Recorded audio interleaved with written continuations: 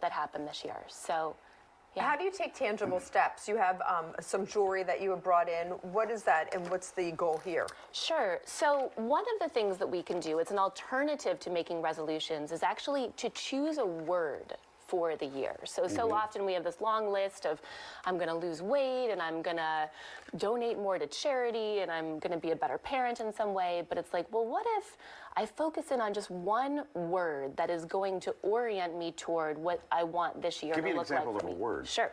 So I brought one here. So this is worthy. And so if you're thinking, gosh, I really don't value myself. It's upside down, but it's too hard to fix. That word is Here, worthy, trust me. I think we can turn it around. There we go. So if I think, I'm not valuing myself, I'm not making myself a priority, when we think about weight loss, which is the #1 resolution made across the United States, it's really not about knowing where the gym is, eating the right foods. We've got lots of pharmaceuticals now that are helping us with weight loss.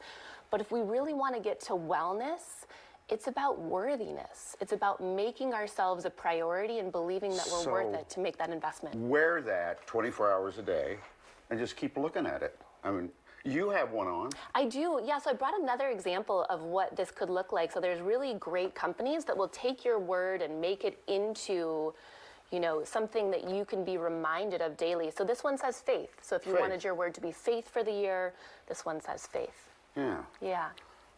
But weight loss is #1.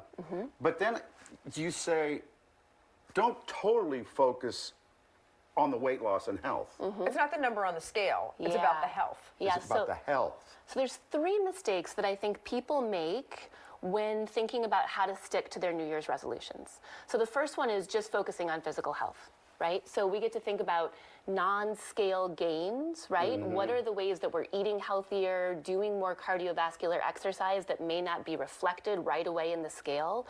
What are the ways that we're being kinder to ourselves, that we're enjoying life more? These are all ways that we're moving the needle towards our resolutions. You know another mistake we make?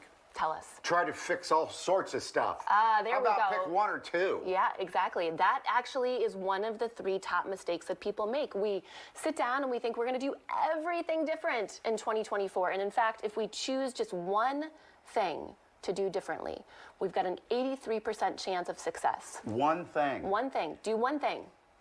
Well, and I think it's also just good to figure out goals that you should accomplish over the year and find a way to get there is also really helpful. Like I'm just trying to get my kid and to help him to get into college and make those plans. Like that's the goal for the whole year. Right. And it's like, he's driving the ship, but it's like I'm the support person behind. Sure. And how do you help facilitate that? You'll just have to ignore the other 2 kids.